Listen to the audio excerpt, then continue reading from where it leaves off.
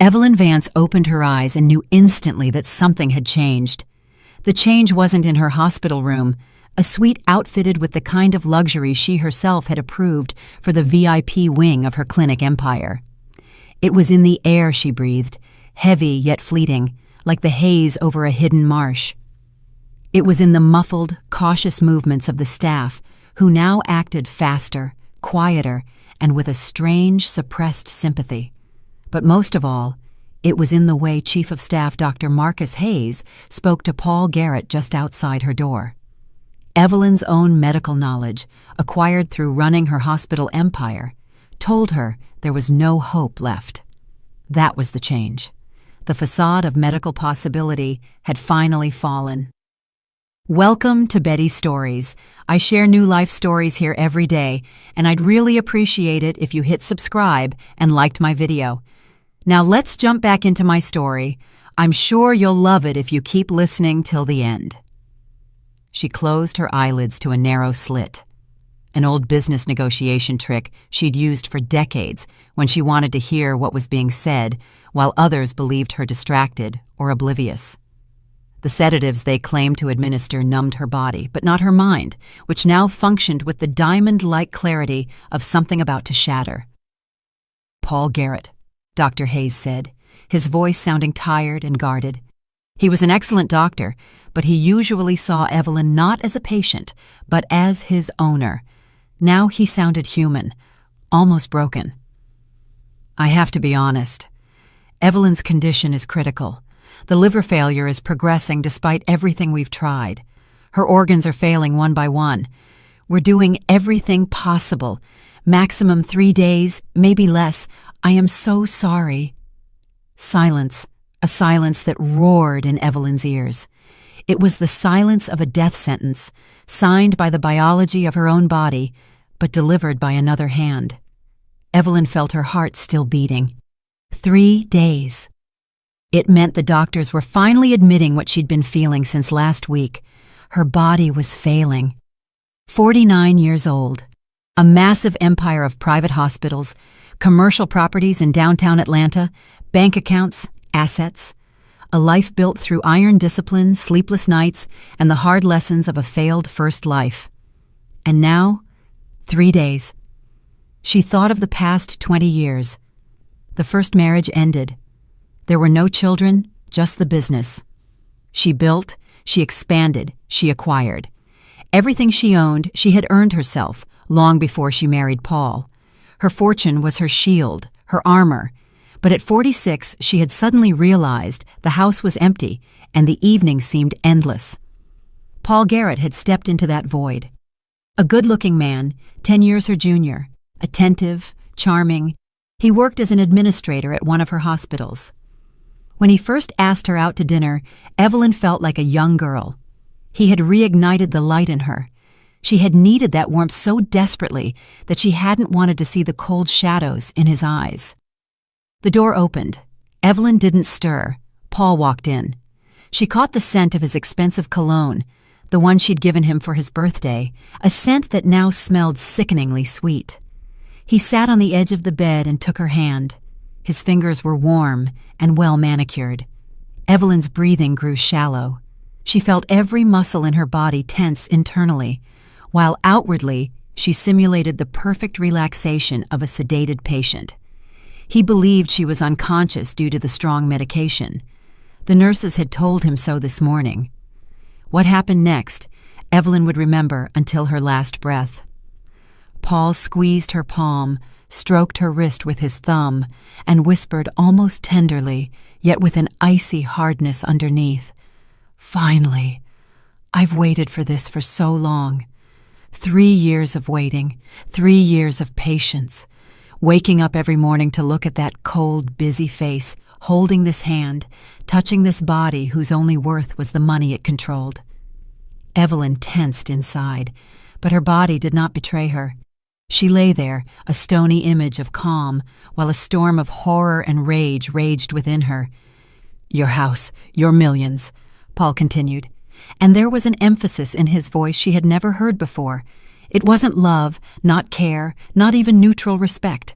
It was pure, unfiltered scorn and triumph. "It all belongs to me now.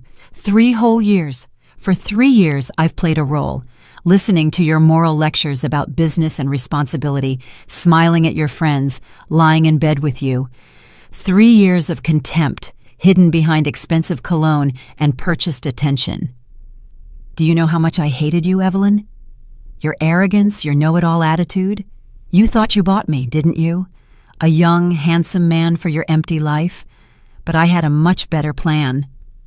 Paul laughed softly, an ugly, grating sound.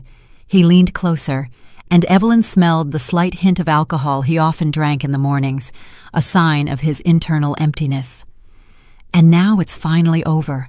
The tea was a masterpiece, a minimal dose every day. So subtle, so slow.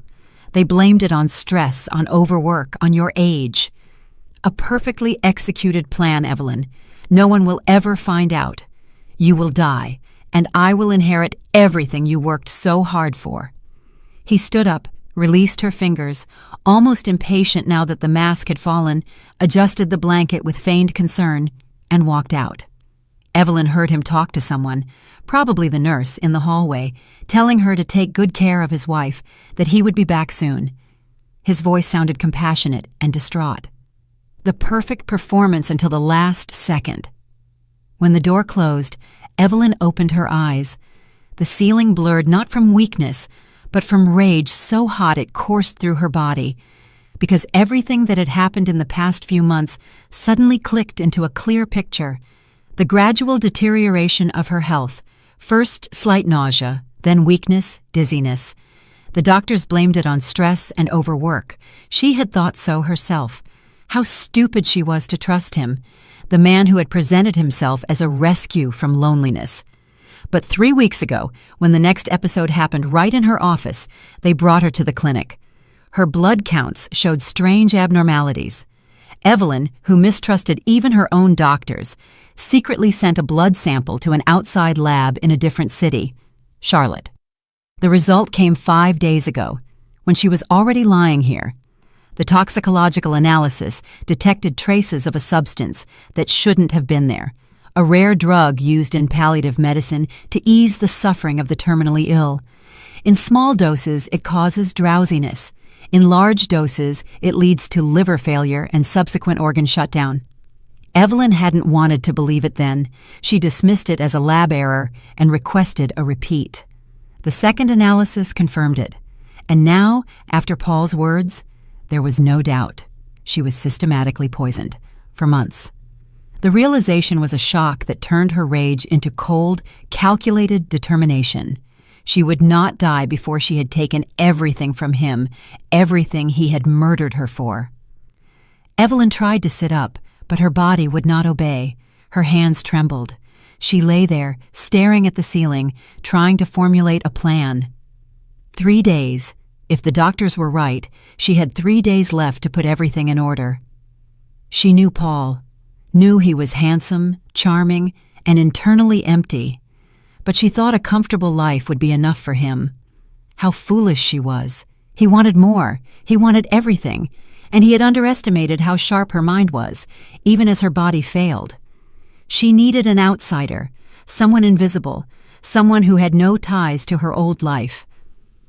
Evelyn slowly turned her head toward the door. Someone was handling a bucket in the hallway. She heard water splashing, the scrape of a mop.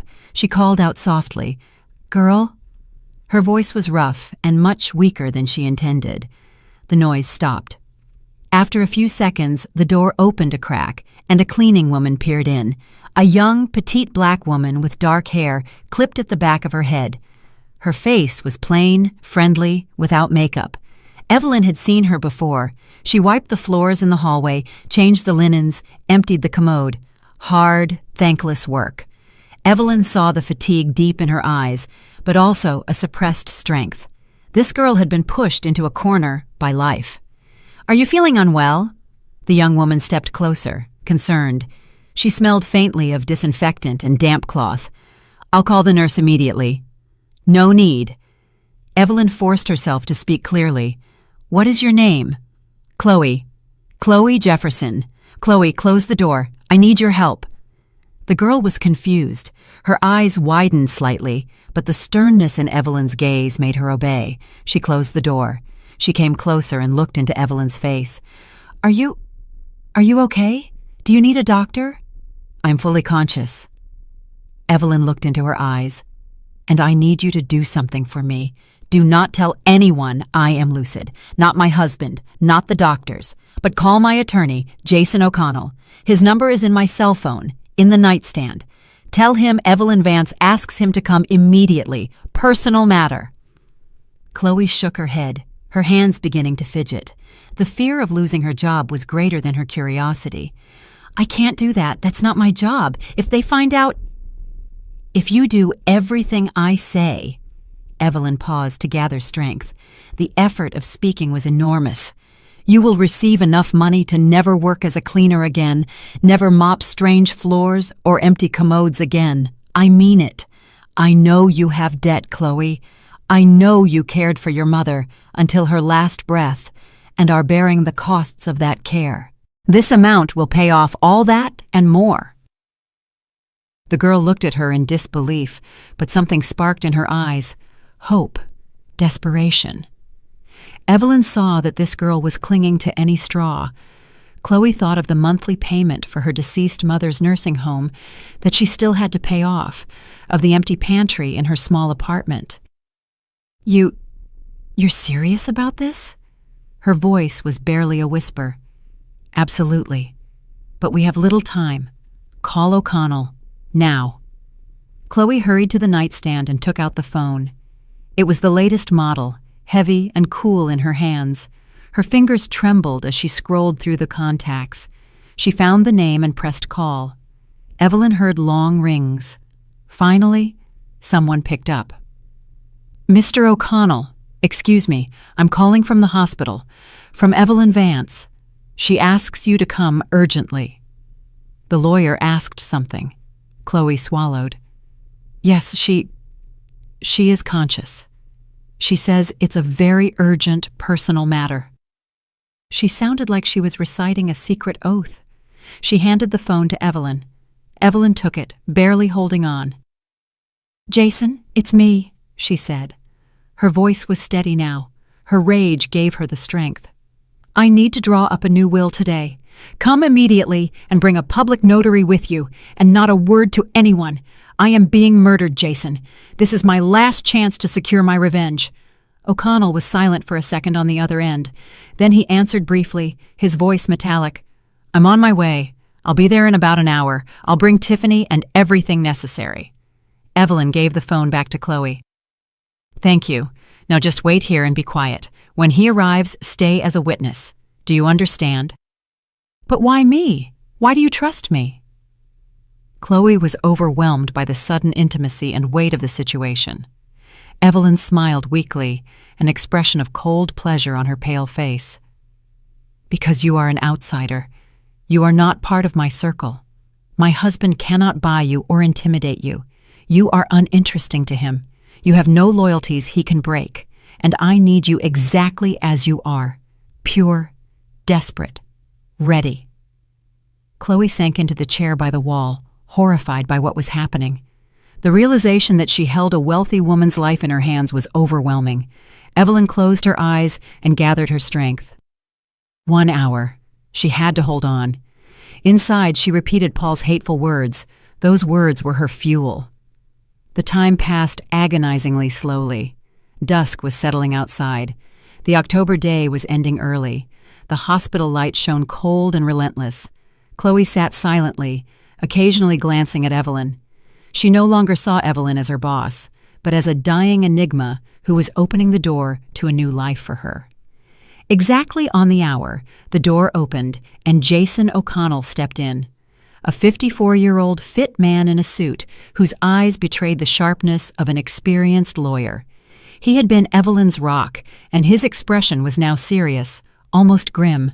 He was followed by his assistant, Tiffany Morrow, 25 years old, with a tablet in her hand and an alert expression. O'Connell's first action was to scan Chloe by the wall with a quick, assessing glance. "Evelyn Vance."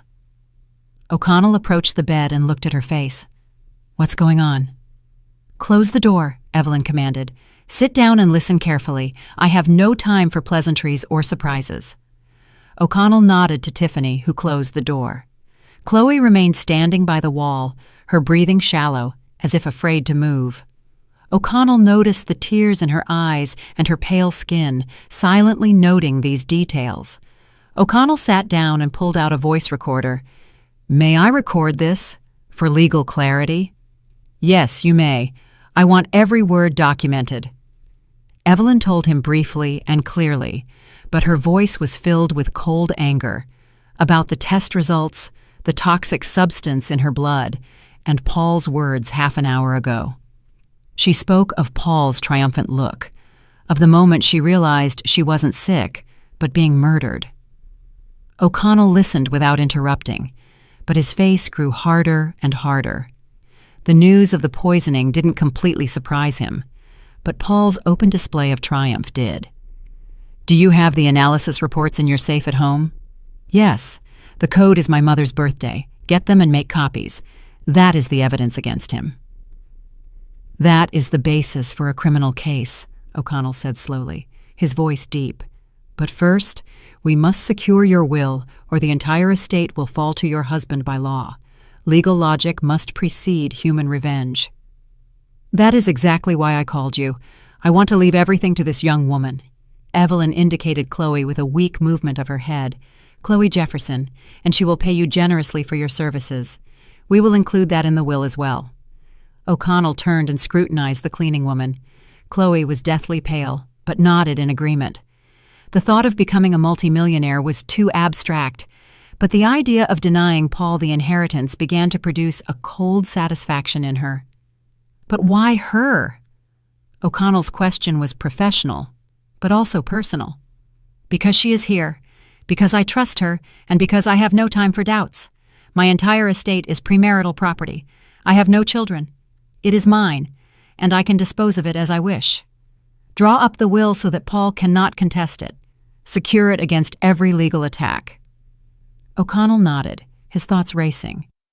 "We need a notary and a doctor to confirm your capacity to execute the will at the moment of signing. Without that, the will is vulnerable. Organize it today, immediately. I need an independent witness who gives Garrett no grounds for attack." "All right. Tiffany, call the on-call public notary and find an independent neurologist or psychiatrist from another hospital. They must come immediately. Ensure this doctor has no contact with Hayes." Tiffany went out and took out her phone. O'Connell turned to Chloe. His gaze was insistent. "Ma'am, do you understand what is happening?" Chloe nodded uncertainly. "Not entirely. It's terrifying. You will inherit the entire estate of Evelyn Vance. The house, the hospitals, properties, accounts. You will be a very rich woman, but you will also become a target for her husband. He will try to contest the will. Perhaps he will try to intimidate you or bribe you. Or worse. We are talking about a murderer here. Are you ready for that?" Chloe was silent. She took a deep breath, feeling the pounding in her temples.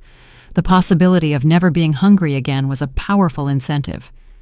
"Do I have to be?" "Yes, because we will do everything right legally, but psychologically it will be a war. He will not leave you alone. You must be steadfast, Chloe." Evelyn interjected, her voice now very weak. "Chloe, I am not asking you to be a saint. Once you have the money, do what you want with it. But I ask you one thing. See this poisoning through to the end so he goes to prison, so he doesn't kill anyone else, and reward generously everyone who helps you. Do you promise me?" The girl looked at Evelyn, tears in her eyes.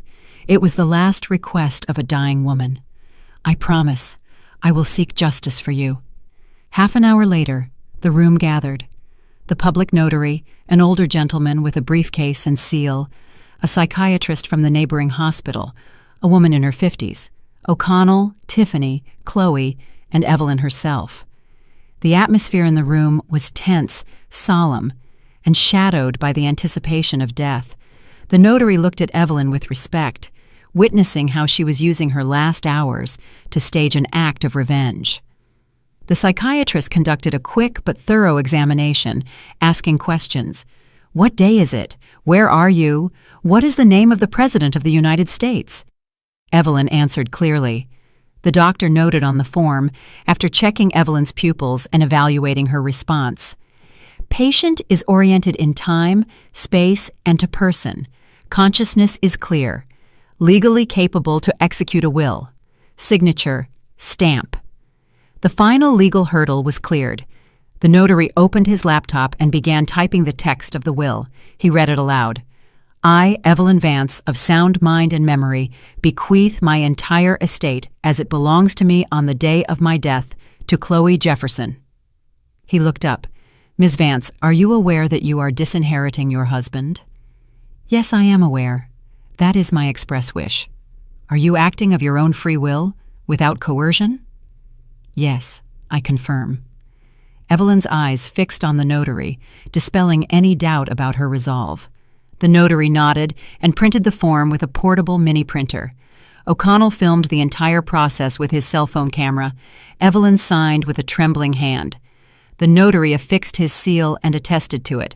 The witnesses were Tiffany and a nurse from a nearby department whom O'Connell had brought in at the last minute to prevent any challenge.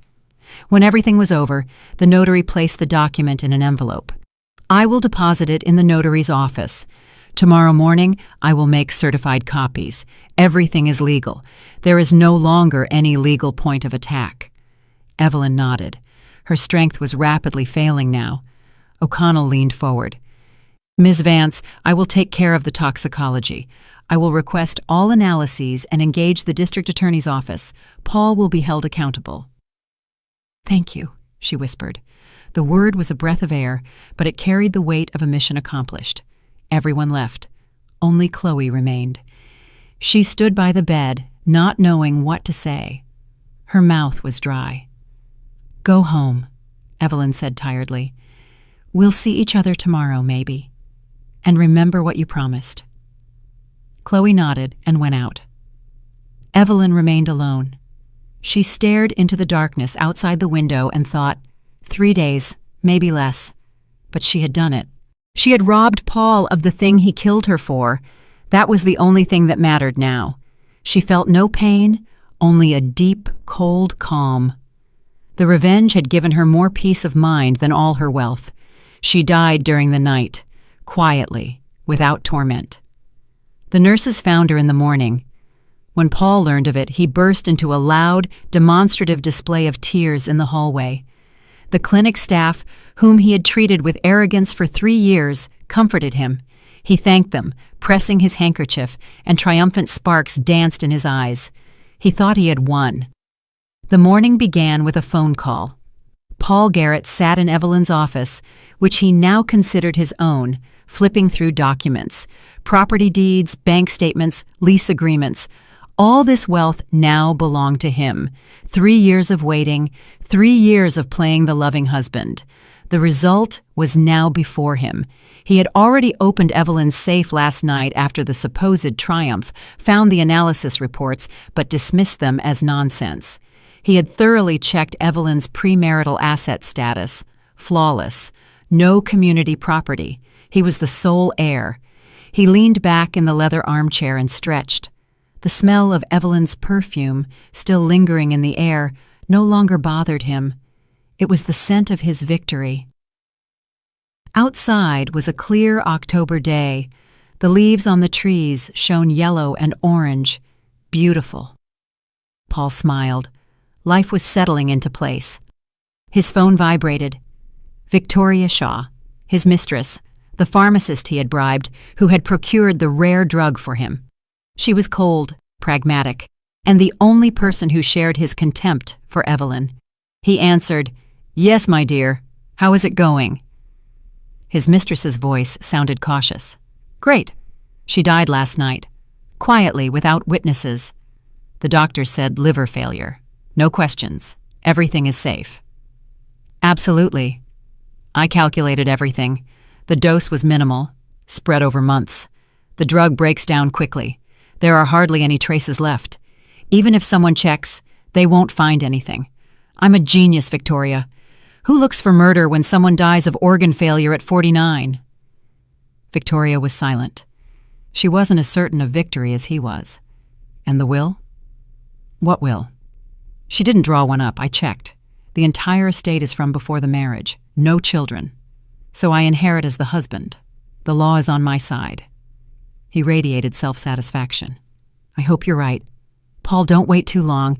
Take care of the formalities and then let's disappear. Vivi, don't be nervous. In 6 months, I'll have everything sorted, sell the hospitals and properties, and we'll move away. Anywhere you want, overseas. The money is enough for several lifetimes. We'll open a clinic in the Caribbean, but just for ourselves. Victoria sighed. Good. Just be careful. Take it slow. Play the mourner. People need to believe you are devastated. I am a professional, Paul sneered. Don't lecture me. I played the role of my life for 3 years. He hung up and went to the cabinet where Evelyn kept her collected cognac. He poured himself a glass, sipped it. Excellent. Everything in this house was excellent. And now it belonged to him. He felt like a king who had reclaimed his throne. There was a hard knock at the door. The housekeeper, an older woman with red eyes, entered. She had served Evelyn for 20 years and always looked at Paul with suspicion. Mr. Garrett, the attorney is here for you. Jason O'Connell. He's not alone. Paul frowned. O'Connell. That man had always been too smart and too observant. Evelyn had entrusted him with all legal matters. What did he want? Was he coming to settle his fees? Let him in. O'Connell appeared in the office, elegantly dressed in a suit and with a serious face. His gaze was hard and judgmental. He didn't offer his hand in greeting, just nodded. Mr. Garrett, my condolences. Thank you. Paul put on a grieving grimace. This is a tragedy. I am devastated. He gestured to the cognac. Would you like a drink to calm your nerves? No, thank you. I need to discuss some legal matters with you. It cannot wait. I'm listening. Please, have a seat. O'Connell sat down without being asked and pulled out a file. The file looked thin, but its contents already seemed ominous to Paul. Evelyn Vance left a will. Paul tensed up. Really? He had checked the safe. Had Evelyn outwitted him? A cold wave crawled up his spine. When? When did she manage that? That's impossible. She was unconscious.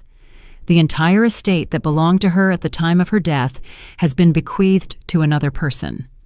A pause. Paul needed a moment to grasp the meaning. The air in the room seemed to freeze. The realization hit him like a sledgehammer. He had killed for nothing. You mean, I am not the heir according to the will? His voice was suddenly thin. Ms. Vance disposed of her property differently. It was her legal right. Paul jumped up. His facade of grief crumbled in an instant. That's impossible. She was in a coma. When did she manage that? He almost screamed. Anger distorted his handsome face. O'Connell looked at him coldly. His calm was in stark contrast to Paul's panic. The will was drawn up one day before her death, in the presence of a public notary, a psychiatric doctor who confirmed her legal capacity, and 2 witnesses. Everything is absolutely lawful. We took every legal precaution you can imagine. To whom? Paul asked. He felt his back turn cold. To whom did she leave it? My cousin? A foundation? That will be announced tomorrow at 10 o'clock at the notary's office. Your attendance is mandatory. O'Connell's eyes briefly sparkled. I will contest it. Paul slammed his fist onto the polished mahogany desk. The cognac glass rattled. She was not of sound mind. She was sick. This is a farce. We have a doctor's certificate confirming her full legal capacity at the moment of signing. There is a video recording and the statements of the notary. She was mentally lucid, Mr. Garrett. O'Connell stood up. I advise you to prepare yourself morally and hire your own attorney. The will is a fortress. He left without saying goodbye. Paul remained alone, breathing heavily. A will. How dare she? How had she managed it? He grabbed the phone and dialed Victoria's number. We have a problem. A huge problem. Evelyn tricked us. The next morning, Paul appeared at the notary's office. He had barely slept. Victoria Shaw accompanied him. He introduced her as a family friend supporting him in this difficult hour. She wore a dark suit and nervously looked around. The notary, the same older gentleman, received them in his office. O'Connell and his assistant, Tiffany Morrow, were already seated there. "Where is the heir?" Paul asked sharply, his voice slightly trembling. He expected to see a distant relative or a business partner. "The heiress sent a representative," the notary replied. "Her interests are represented by Attorney O'Connell, based on a notarized power of attorney." "Who is she? Where is she?" The notary opened the file and pulled out the document. He looked at Paul with a mixture of pity and contempt. "According to the will of Evelyn Vance, the sole heir to her entire estate is Chloe Jefferson residing—" "Who is that?" Paul couldn't believe his ears. "I have never heard of her." Disbelief gave way to stark horror. "The cleaning lady from the hospital where your wife passed away," the notary confirmed dryly. Victoria gripped Paul's arm and squeezed it to warn him not to completely lose his composure. He swallowed his rage and forced himself to speak calmly. "That's absurd. Evelyn didn't know this girl. How could she leave everything to her?" O'Connell answered casually, as if commenting on the weather.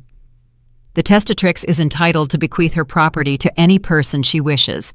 The law does not require a justification of motives, but I can assure you, Ms. Vance had very clear motives." "But she was sick, not of sound mind." Paul clung to the only straw left. "On the contrary." O'Connell placed the psychiatric evaluation on the table. "Here is the report from the psychiatrist who conducted the assessment immediately before the will was signed. Conclusion: legally capable, consciousness clear, free will. A video recording of the process also exists. The notary personally recorded her will. Everything is impeccably drawn up." Paul felt the ground sinking beneath his feet. His face was ashen. "And what about me?" The notary patiently explained the obvious. "Your wife's assets were acquired before the marriage. Therefore, they are not community property. As the surviving spouse, you are only entitled to your share of the property acquired together. That is what you bought or earned during the 3 years of marriage. The house, the hospitals, the commercial properties, the accounts, all of that belonged to Ms. Vance before the marriage. By the will, these assets transfer to Ms. Jefferson." "You mean I get nothing?" Paul's voice was a whimper. "You have your salary from the 3 years, your personal savings, the car registered in your name. That is your share of the jointly acquired property. Ms. Vance ensured you are absolutely destitute." Paul was silent. His head was buzzing. 3 years. For 3 years he had poisoned her, pretended, been patient. For what? So some damn cleaning woman could get the millions. The revenge was perfect. "Where is she?" he asked quietly, dangerously quiet. "Ms. Jefferson has accepted the inheritance through her representative," the notary replied. "Her whereabouts do not need to be disclosed to you." "I want to talk to her. I will make her an offer she cannot refuse." "That is impossible," O'Connell interjected. "My client does not wish any contact with you. You are considered the murderer of your wife and a threat to Ms. Jefferson." "I will contest the will. I will sue." "That is your right. But I warn you, we have every reason to believe the contest will be unsuccessful. The will is legally flawless. The testatrix's intent is clearly expressed. The medical documents confirm legal capacity. There is no basis to invalidate the will. You are only wasting your own money on lawyers." Paul stood up, swaying. Victoria supported him. They left the notary's office in silence. On the street, Paul stopped and turned to Victoria. His eyes burned with untamed hatred. "Everything has collapsed," he whispered. "Not everything." Victoria looked at him sharply. She wasn't ready to give up her own part in the betrayal. "We find this girl, force her to reject it, intimidate, bribe, whatever. The main thing is to act quickly. O'Connell has hidden her somewhere. We will find her. I have contacts, people who know how to search. Give me a couple of days. We will take back what is ours." Paul nodded. Hatred simmered in his chest.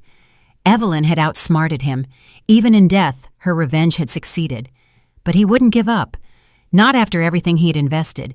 His only drive now was the destruction of Chloe. Meanwhile, a meeting was taking place in O'Connell's office. Jason O'Connell sat across from Tiffany Morrow and the private investigator, Detective Roy Singleton, a former police officer, a sturdy man of 42 with streaks of gray in his hair.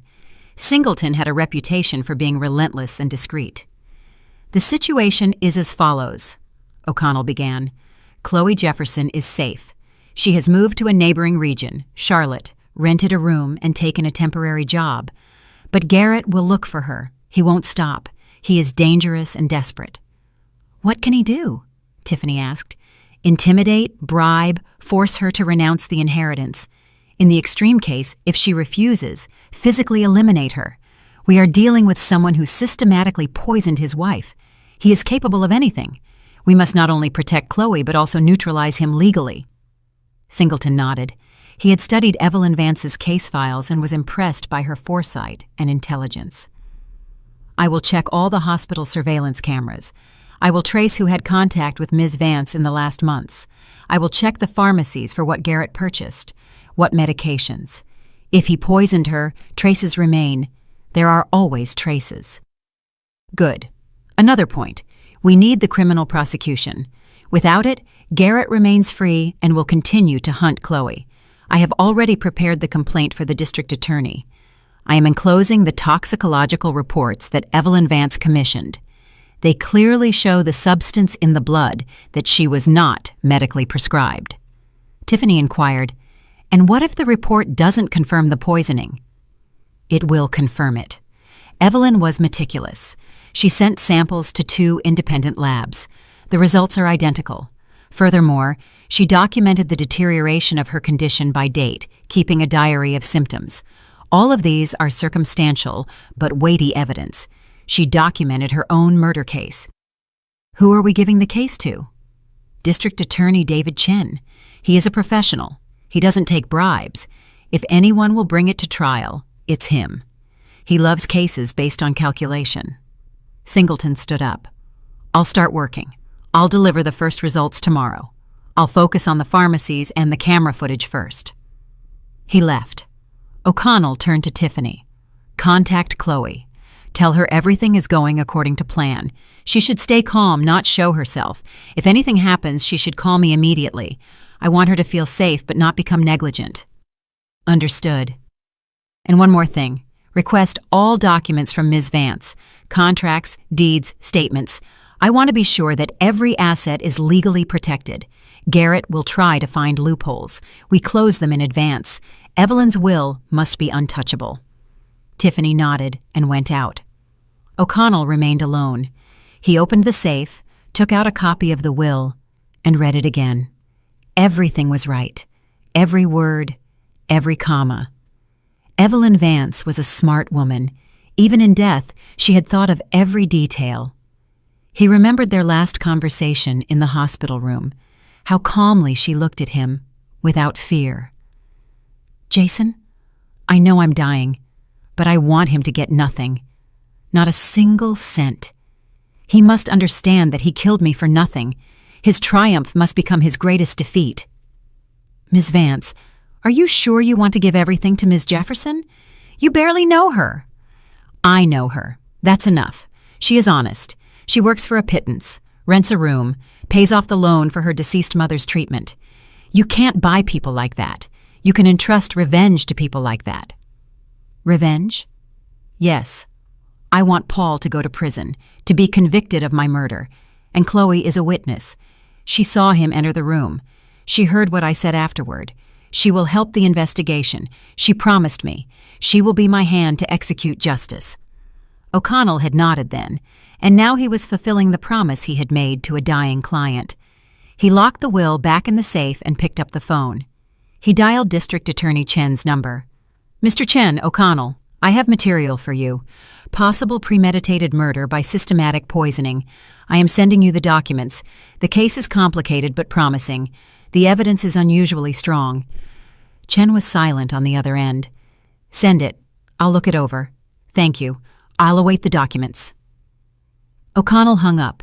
Now all that remained was waiting. Waiting for the wheels of justice to begin grinding, slowly but inevitably. Meanwhile, Chloe Jefferson sat in her small rental room in Charlotte on an old sofa looking out the window.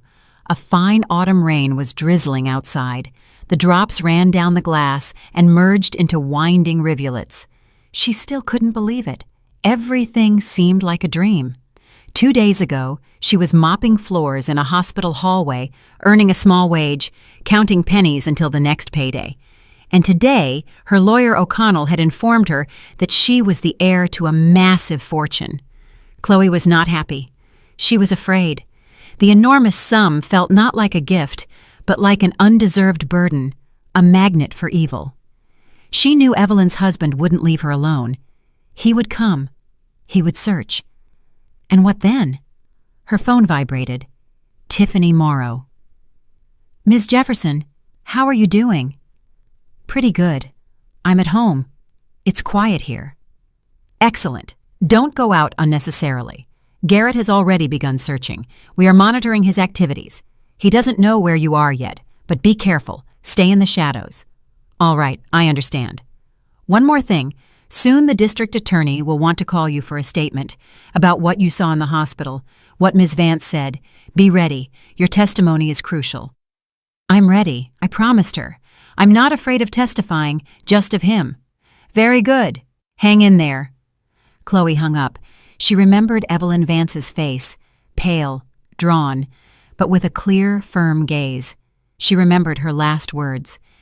See this poisoning through to the end, so he goes to prison. She would see it through, whatever happened, because Evelyn had given her a chance, the chance for a different life, and Chloe wouldn't disappoint her.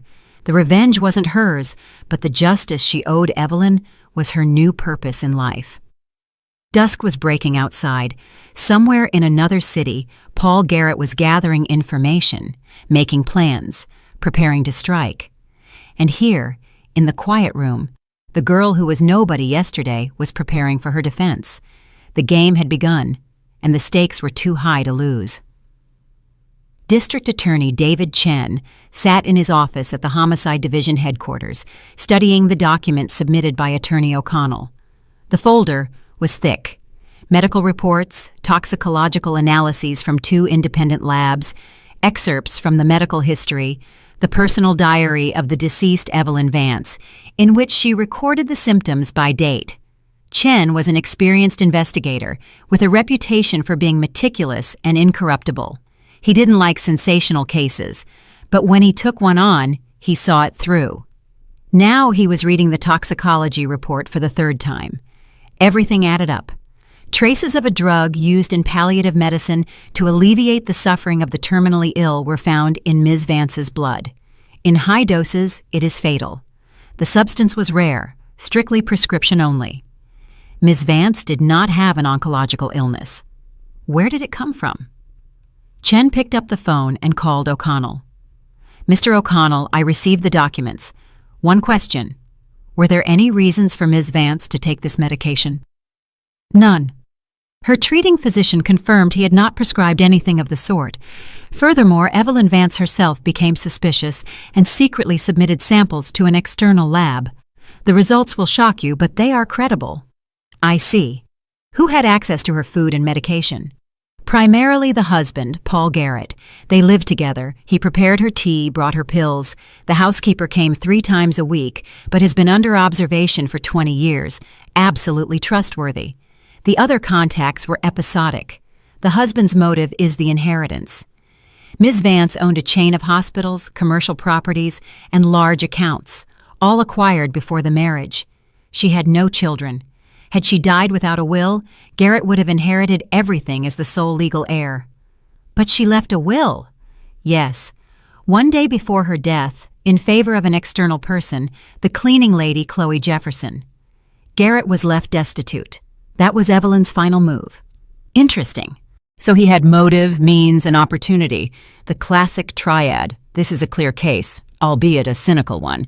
Exactly. Furthermore, there is a witness. Chloe Jefferson heard Ms. Vance tell me about her suspicion. She is ready to testify. She is now in a safe location. Garrett is actively looking for her, trying to intimidate her, to force her to renounce the inheritance. I fear for her life." Chen frowned. "Good. I'm opening an investigation into suspicion of homicide under the first-degree murder statute. I will order the exhumation and a new forensic medical examination. If the poisoning is confirmed, Garrett will face a high sentence." "Thank you, Mr. Chen. I knew you were the right person for this case." "You're welcome. I'm just doing my job." Chen hung up and began drafting the order to open the investigation. Tedious work lay ahead, but he liked such cases. When everything fits together into a clear picture, when the perpetrator believes they have escaped retribution and then realizes the net is closing in.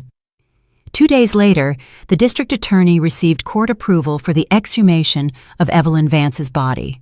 The procedure took place privately. Samples were sent for examination to a leading forensic center in Quantico, Virginia. While the experts worked, Chen began collecting circumstantial evidence. He instructed his assistants to analyze the surveillance camera footage from pharmacies in the area where Ms. Vance lived. The task was simple: to find out if Garrett had purchased the drug in question. The result came after 1 week. In a recording from one of the private pharmacies, Paul Garrett was clearly visible. He approached the counter, spoke with the pharmacist, gave money, and received a package. The date was 2 months before Ms. Vance's death. Chen called the pharmacist in for questioning. A nervous, frightened woman in her 50s. "Do you remember this man?" The district attorney showed a photo of Garrett. Yes, I remember. He came several times. He bought the palliative therapy medication. He said his mother had cancer. The doctors had allowed him to administer it at home so she wouldn't suffer." The pharmacist lowered her gaze. The lie was clearly painful for her. "Did you have a prescription?" The pharmacist turned pale. "No, he said he lost the prescription. He offered to pay more. I agreed. I needed the money. It was a mistake, I know." "How often did he buy it?" 4 or 5 times. I don't know exactly." Chen nodded. "Do you realize that you violated the law? The sale of prescription drugs without a prescription. And if this drug was used to kill someone, you are an accessory." The woman wept. "I didn't know. I swear I didn't know." "Write a statement. Admit it voluntarily. That will mitigate your guilt. But you will have to testify in court." She nodded, wiping away her tears. Chen dictated the protocol to her. She signed. Another thread leading to Garrett was documented. Simultaneously, private investigator Roy Singleton conducted his own investigation. He requested all surveillance camera footage from the hospital where Ms. Vance was admitted. He examined who went into her room, when, and for how long. Paul Garrett was regularly seen bringing fruit and flowers, sitting by the bed. On the cameras, he looked like a model husband, but one day, Singleton noticed a detail. Garrett entered the room with a thermos. He stayed for 10 minutes. He left without the thermos. An hour later, the nurse came to collect the dishes. The thermos was empty.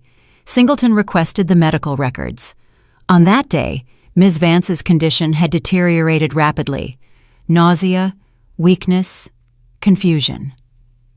The doctors blamed it on the progression of the illness. The detective found the nurse and conducted an unofficial interview with her. "Do you remember the day? Garrett brought his wife tea in a thermos." "Yes, I remember. Ms. Vance drank a little and then said the tea tasted bitter. I thought the infusion was too strong." "And what did Garrett say?" "Nothing. He smiled and said she had always been picky. He seemed unperturbed." Singleton noted the statement. Another building block for the indictment. It showed the perpetrator's method and cold-bloodedness. In parallel, he tracked Garrett's actions after the will was announced. Paul had hired people, 2 strong men from a private security company. They scoured the city, questioning Chloe's former colleagues, neighbors, acquaintances. They were desperately searching for her whereabouts.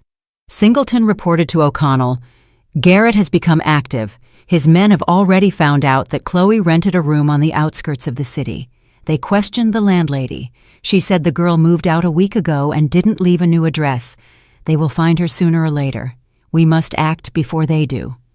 Yes, they have the resources. We must preempt them. I suggest arranging a meeting between Chloe and Garrett's people under our control. We record the attempt at coercion and intimidation. That will be the basis for another criminal case. Coercion to execute a transaction, threats. We use his greed as a trap. O'Connell thought about it. Risky, but a viable option. I'll talk to Chloe. She must understand the risk. He contacted Chloe Jefferson and explained the plan. The girl did not agree immediately. She was afraid. She trembled on the phone. I can't do this, Mr. O'Connell. He's a killer. He wants to kill me. But O'Connell convinced her. Chloe, they will find you anyway. It is better that it happens on our terms. And he will be convinced that you agree to hand over the estate to him. We will be nearby. The police will be nearby. Nothing will happen to you. And Garrett will be driven even further into a corner. Think of Miss Vance's wish. Fine, she said quietly. I'll do it. For Evelyn. Singleton arranged an information leak. Through an acquaintance at the security company, he passed on a hint to Garrett's men that Chloe was working in a small private lab in the neighboring city of Charlotte. The information reached Paul 2 days later. He was overjoyed to finally have a clear lead. He immediately drove there with Victoria Shaw and 2 bodyguards. The plan was simple. Find the girl, intimidate her, force her to sign the renunciation of inheritance. If she refused, exert stronger pressure. Paul was determined to force his financial rebirth, even if it meant Chloe's death. They tracked Chloe in the evening as she left the lab and surrounded her on an empty street. The air was cold and damp. It got dark early. Paul stepped forward and smiled, but it was a smile like a blade. Chloe Jefferson, finally. We need to talk. Listen carefully. The girl backed away. Paul continued without raising his voice, which made him all the more menacing. You got something that rightfully belongs to me. Evelyn was my wife. I took care of her for 3 years. And you are just a random girl who was in the right place at the right time. Do you think that's fair? Chloe remained silent. She held Evelyn's wish firmly in her heart.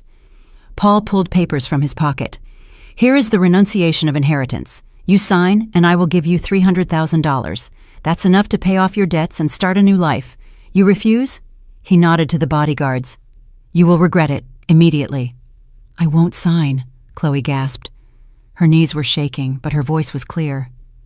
Paul frowned. Victoria stepped closer and spoke sweetly, but with a cold look. Sweetie, you don't understand who you're messing with. Paul is not one to give up. If you don't sign voluntarily, he will force you, painfully. Think of yourself, your health. The money is not worth it. I said no. I made a promise to the dead, and I'm keeping it. One of the bodyguards moved forward, but at that moment, Singleton came around the corner. Behind him were 2 uniformed police officers. Halt! Police! Stay where you are! Paul froze. Victoria went pale. The bodyguards looked around confusedly. Singleton went to Chloe. Are you okay? Yes. She was shaking but held herself upright. They threatened me. They wanted me to sign the renunciation of inheritance. The police officer noted the statement. Paul tried to justify himself. We were just talking. There were no threats. This is a misunderstanding. We recorded everything. Singleton pulled Chloe's voice recorder from her pocket. Every word, including the sentence that she will regret it if she refuses. Your attempt at coercion is hereby documented. Paul realized he was trapped. The police officers drew up a report and arrested him and Victoria for questioning. The bodyguards were released with an order to appear. At the police station, Paul was detained until the morning and then released on bail. But the case was opened. Chen received the documents and initiated proceedings for coercion to execute a transaction and threat of violence. Now 2 cases were running against Garrett, the murder of Evelyn Vance and the threat against the heiress. The situation became critical. Paul's desperate greed had betrayed him. Paul returned to the house that no longer belonged to him. Victoria sat on the sofa, holding her head and wailing, Everything is falling apart, Paul. They are closing in on us. That was a trap, and we walked right into it. Shut up, he snarled. I'm thinking. There must be a way. What is there to think about? We have to flee while we still can. Flee where? I have no money. Evelyn left everything to that damn girl. All I have left is my meager salary from 3 years, which is long spent. Without money, I am nobody. Then what should we do? Paul was silent. He knew time was running out. The district attorney was digging. The detective was gathering evidence. Witnesses were testifying. Soon he would be arrested, and then it would be all over. He needed a plan. Desperate, risky, but a plan. He had to force Chloe Jefferson to renounce the inheritance. He grabbed the phone and dialed the number of one of his bodyguards. Listen closely. I need all the information about Chloe Jefferson.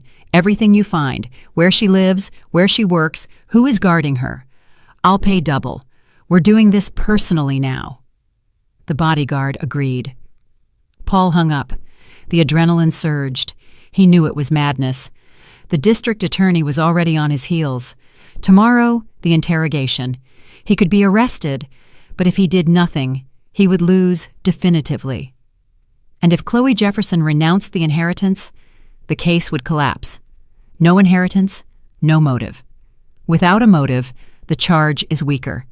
He had to force her to break her will. He packed his things, money, documents, a backup phone. He left a note for the housekeeper, saying he had gone to a friend's house for a few days. His nerves couldn't take it. He got into the car and drove to meet the bodyguard. Meanwhile, in Charlotte, Chloe Jefferson finished her workday. The lab closed at 6 in the evening. She changed clothes and went out onto the street. November had arrived. Cold wind, dampness. It got dark early. Chloe walked down the deserted street toward the bus stop. She felt a growing fear within her, a premonition of evil. Her phone vibrated. Tiffany Morrow. Chloe, where are you? On my way home. Work is over. Singleton couldn't pick you up today. He has another case. Be careful. Call immediately if anything happens. Don't stand around in the dark. All right. Chloe put the phone away. She looked around. The street was empty, the lanterns burning dimly. She felt uneasy. She quickened her steps. Behind her, she heard the sound of an engine. A car. Chloe turned around. A black SUV was driving slowly, almost level with her. The window lowered. An unknown man was at the wheel. In the back seat, Paul Garrett. His face was a cold mask of rage and desperation. Chloe Jefferson, get in. We need to talk. This time there are no lawyers. No. She backed away. The SUV stopped. The doors flew open. 2 powerful men in dark clothes jumped out. One grabbed Chloe by the arm. The other covered her mouth. She tried to break free, but her strength was insufficient. She was shoved into the car and squeezed between the bodyguards. The SUV drove off. Paul turned to her. Too bad you're so uncooperative, Chloe. We could have agreed peacefully, but now it has to be different. This is your last mistake. She remained silent, almost suffocating with fear. The scent of Paul Garrett's expensive cologne was now mixed with the stench of fear. The car drove out of the city, turned onto a dirt road, and stopped at an abandoned hangar. The place was the definition of desolation. Paul got out and nodded to the bodyguards. Get her out, quick and quiet. Chloe was dragged out of the car and brought to the hangar. Inside, it was cold and dark. It smelled of dampness and rust. The silence of the night was broken only by the wind whistling through the broken window panes. Paul turned on his phone's flashlight and illuminated her face. Listen carefully. You have 2 options. The first, you sign the renunciation of inheritance right here, right now. I'll take you back, give you $300,000, and we part as friends. The second option, he paused dramatically. You will never be found. Chloe trembled. She tried to control her panic. I am being looked for. If I disappear, you will be immediately suspected. Mr. O'Connell knows. Let them suspect. Where there is no body, there is no crime. And the body? Paul grinned. The nearby swampland is deep. Even a tank would sink there. No witness, no problems. She was silent. Paul pulled the papers from his pocket. Here is the renunciation. Will you sign? No. Paul nodded to one of the bodyguards. He hit Chloe hard in the face. She fell down, hitting her knee on the concrete floor. Paul crouched beside her. His eyes were cold and empty. "Do you think I'm joking? I killed Evelyn. Slowly, methodically. I mixed poison into her tea for 3 months. I watched her waste away, and I didn't care. Do you think I will treat you differently?" Chloe lifted her head and looked him in the eyes. Blood ran from her split lip. But at that moment, fear gave way to anger and a clear sense of obligation to Evelyn. "You are a murderer, and they will put you in prison, sooner or later. Evelyn made sure of that." Paul stood up and kicked her hard in the stomach. She doubled over in pain. He crouched down again. "I ask you one last time. Will you sign?" The Mirya of the German original, the desperate one indebted to the dead woman's revenge, was silent. Paul straightened up and nodded to the bodyguards. "Get the car ready. We'll take her to the swamp. We'll take care of it there. It's her own fault." At that moment, sirens blared outside. Loud, piercing, they broke the silence of the hangar. Paul froze. The bodyguards rushed to the door, but police officers with drawn weapons were already storming into the hangar. "Stop! Police! Hands up!" Paul tried to flee, but was immediately overpowered and handcuffed. The bodyguards were also arrested. Singleton came in next, went to Chloe, and helped her stand up. His face was concerned. "Are you okay? Are you alive?" "Yes," she croaked. The pain was real, but the relief was overwhelming. "Well done. Hold on. An ambulance is on the way. You made him reveal himself." Paul was led out of the hangar and put into the police car. He looked at Chloe with pure hatred. She stood there, leaning on Singleton, and felt for the first time in a long time. Everything will be all right. Justice had triumphed. Singleton explained to her later in the hospital, after the doctors had tended to her wounds. "We were monitoring Garrett's phone. When he left the city, we knew he was planning something. We contacted the local police and coordinated the measures. We got there in time." "Thank you." Chloe held an ice pack to her split lip. "If you hadn't been there, don't think about it. The most important thing is that you are alive. And Garrett is going behind bars for a long time now. Attempted murder, kidnapping, threats, plus the main case, the murder of Ms. Vance. He faces 20 years. Chloe nodded. The pain gradually subsided. She closed her eyes and remembered Evelyn Vance's face, the promise she had made her. She had kept it. The next day, District Attorney Chen questioned Paul Garrett. He sat in the detention cell, unshaven with an extinguished look. He no longer looked like the charming young man of the past, but like a broken, greedy fool. "Paul Garrett, you are charged with the premeditated murder of your wife, Evelyn Vance, by systematic poisoning, as well as the kidnapping and attempted murder of Chloe Jefferson. Do you admit your guilt?" "No." Paul stared sullenly at the table. "We have the expert report confirming the poisoning. We have witnesses who saw you buy the medication at the pharmacy without a prescription. We have surveillance footage from the hospital showing you bringing your wife tea in a thermos, after which she worsened. And we have a recording of your conversation with Ms. Jefferson in which you state directly, 'I killed Evelyn, slowly, methodically. I mixed poison into her tea for 3 months. Do you want me to play the recording?'" Paul was silent. Chen turned on the voice recorder. Paul's voice sounded clear, arrogant, and triumphant, although the words now betrayed him. "I killed Evelyn, slowly, methodically. I mixed poison into her tea for 3 months. I watched her waste away, and I didn't care." Chen turned off the recording. "That is your voice. Paul Garrett, you have convicted yourself." Paul did not answer. Chen continued, "We also have the statement from Ms. Jefferson, whom you kidnapped, beat, and threatened with death if she did not renounce the inheritance. Injuries were found on her body. Your bodyguards have already testified and confirmed that they acted on your command. Paul Garrett, you have maneuvered yourself into a corner. The only thing that can help you is a full confession." Paul lifted his head. "I want a lawyer." "You're right. The interrogation is concluded." Chen left the cell and called O'Connell. "Mr. O'Connell, Garrett has been arrested. The court ordered pretrial detention. Flight is ruled out, as is pressure on witnesses. We can proceed to the next step." "Excellent. I am preparing the documents for the civil case. Garrett continues to contest the will, but his position is even weaker now. The court will see. A man charged with the murder of his wife is trying to obtain her property. That looks cynical." "Agreed. What are his chances of winning the civil case?" "0. The will is flawlessly drawn up. Medical report on legal capacity, video recording, statements of the notary, everything is there. The court will clearly dismiss his claim. Evelyn's revenge is legally airtight. Then only the criminal case remains. I will continue the evidence gathering. I will soon submit the case to the district attorney's office for indictment. Keep me informed." Chen ended the call. The work was proceeding according to plan.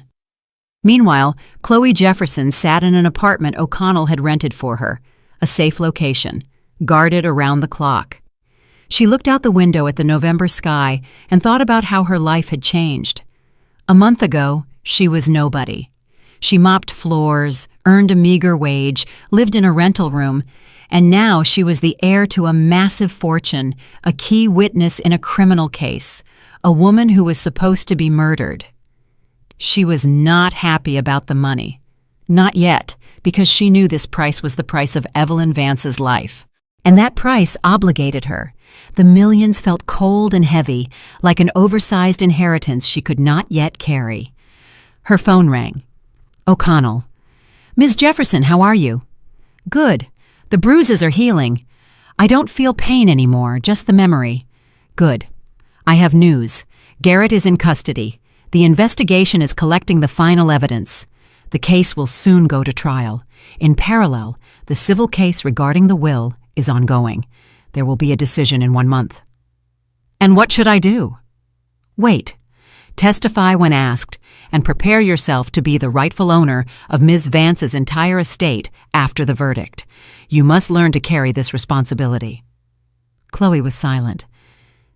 "Mr. O'Connell, what if I don't want it? What if I don't want all this? The money, the houses, the hospitals? I am afraid. I don't know how to handle it. It exceeds my imagination." O'Connell sighed. He understood her internal struggle. "Chloe, Evelyn didn't choose you by chance. She saw something in you that others didn't. Honesty, perhaps, or simply goodness. She wanted you to have a chance. Don't reject it. Take the money, build your life. But remember, you promised her to see this through to the end, and you will keep your promise. This fortune is your tool for a better life, not your shackles." "I remember. I will do it." "That's good. Hang in there. It will be over soon." Chloe hung up and looked at the photo of Evelyn Vance that O'Connell had given her. A middle-aged woman with a smart face and a firm gaze. She had lived a hard life, built a business, lost love, and was then betrayed and murdered. Chloe said softly into the void, "I will see this through. I promise. I will complete your victory over Paul." In prison, Paul Garrett lay on his cot, staring at the ceiling. Life had collapsed. Everything he had built in 3 years fell apart in 1 month. Evelyn had defeated him, even after her death. He remembered her last days, how she lay in the hospital room, pale, weak, how he whispered to her, assuming she was unconscious, how he rejoiced. But she had heard everything, understood everything, and launched a counterattack from which he would never recover. Paul closed his eyes. The cell was cold and stuffy at the same time. Water dripped somewhere. His cellmate was snoring. Life went on, but for him it had stopped. He remembered Victoria. She had left when she sensed the danger. Smart woman, she was always smarter than him. She had used him just as he had used Evelyn. The realization that he had only been a tool in the hands of both women was humiliating. Paul turned to the wall. Tomorrow, another interrogation, then the court, then the sentence. 20 years, maybe more. He would never experience freedom again. 20 years at his age, that was a death sentence. He smiled bitterly. Evelyn knew what she was doing. She had spared his life but taken everything he had lived for. That was worse than death.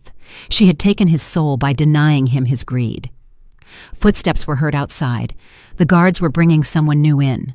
The door of the next cell slammed shut. Paul didn't move. He didn't care. Evelyn had won, and that victory was absolute. 6 months passed. Spring came unexpectedly quickly. The city was filled with the scent of fresh greenery. Chloe Jefferson stood by the window of her new apartment, looking down at the wide street. The apartment was spacious, bright, with high ceilings. Her apartment, bought with Evelyn's money. Much had changed in these months. The investigation was concluded. The case of Paul Garrett was handed over to the court. In parallel, the civil case regarding the will was finished. The court had declared Evelyn Vance's will lawful and justified and dismissed Garrett's challenge. Chloe was officially the heir to the entire fortune. The house, the 3 private hospitals, the 2 shopping centers, the office spaces, and the bank accounts. The sum was enormous, about $40 million. Chloe hired executives for the hospitals and commissioned realtors to sell some of the properties. She didn't want to keep everything. It was too much. She sold the shopping centers and one of the office buildings. She kept the house and one of the hospitals that was functioning well and bringing in stable revenue. She invested the money from the sale in secure assets. She donated a part to a foundation for cancer patient support. She used another part to pay off all her debts, those of her mother and distant relatives. She paid O'Connell and his team a generous fee, more than they had asked for. Singleton, too. She gave District Attorney Chen an expensive watch. He couldn't accept money, but he accepted the gift. "Thank you," Chen said, shaking her hand. "Not everyone stands up to such pressure. You are a remarkable woman. You carried out the task of justice with flying colors." "I only kept my promise. That was my duty." "That is worth a lot," Chloe smiled. Chen left, and she remained alone in O'Connell's office. Jason O'Connell poured her a cup of tea and sat across from her. "What now, Ms. Jefferson?" "I don't know. I want to live in peace without fear, without persecution. I want to go to college, to train as a psychologist. Now I have the opportunity. I want to understand what drives people, both greed and goodness." "That is right. Evelyn would have wanted you to be happy, to rebuild your life." "I will try. I owe her that." O'Connell nodded. "If you need anything, reach out to me. I will always help." "Thank you." She finished the tea, said goodbye, and walked out onto the street. The day was warm and sunny. The city lived its normal life. People rushed to work, children played in the yards, salespeople served customers in the stores. Chloe was now part of this normal world, no longer the invisible cleaning woman. Chloe got into a taxi and gave the address. Evelyn Vance's house, now her house, stood in a quiet neighborhood, surrounded by a garden. She went inside, walked through the rooms. Everything was clean and tidy. The housekeeper had retired, but came once a week to air out and clean. Chloe went upstairs to Evelyn's bedroom. The room was spacious and bright. A photo stood on the nightstand. Evelyn in her younger years, beautiful, self-assured. Chloe took the house keys from her pocket and placed them next to the photo on the nightstand. She said softly, "Ms. Vance, I did everything you asked of me. Paul is convicted. He got 22 years. He won't poison anyone anymore, won't deceive anyone anymore. Thank you for your trust, for the chance. I will try to be worthy of what you left me. This inheritance is my second chance." She stood there silently, then left the room, went downstairs to the living room, sat in the armchair by the fireplace, and closed her eyes. It was over. Paul was behind bars. Victoria, too. The inheritance was settled, the debts paid. Life was beginning anew. Chloe remembered the day in the hospital room when Evelyn had called her. She remembered her words. "If you do everything I say, you will never work as a cleaner again." At the time, it seemed like the delusion of a sick person. Now, it was reality. She opened her eyes and looked at the fireplace. Life had given her a chance. Evelyn had given her a chance, and she would not waste it. She would use this money to do good and fulfill herself. She kept the house, but rarely lived there. Most of the time, she was in the apartment downtown. The hospital was turning a profit. The executives worked honestly. Chloe monitored the finances, but did not interfere with the operational management. She knew she still had a lot to learn. Chloe often thought of Paul. Had she forgiven him? No, but she also felt no hatred, only indifference. Paul was the past, along with the life where she mopped floors and lived on the poverty line.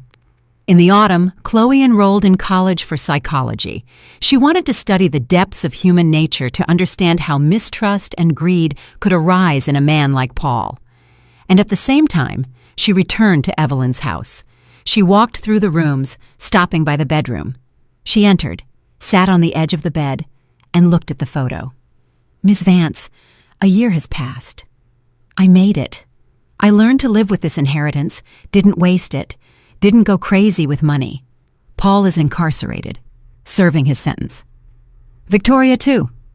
Everything as you wanted. Thank you for your trust, for the chance. Your revenge was my rebirth." She stood up, left the room, and closed the door quietly and carefully. Life went on. Without revenge, without hatred, just life. And that was the best thing Chloe could do. Live with dignity and honesty in memory of the woman who had given her everything. Evelyn Vance had won, not through violence or malice, but through intelligence, calculation, and the belief in the existence of justice. Paul had paid for every dose of poison, for every lie, for every second he watched his wife die. And Chloe had been given a chance, and she used that chance right.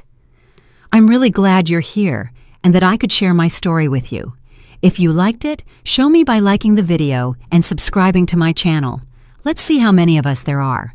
Write in the comments which city you're watching from and what time it is. I'm so curious to know where all you wonderful people are tuning in from. If you want to support me a little extra, you can also send a small donation. I share new life stories for you every single day. And now, 2 of my most popular stories will pop up on the screen so you can choose what to watch next.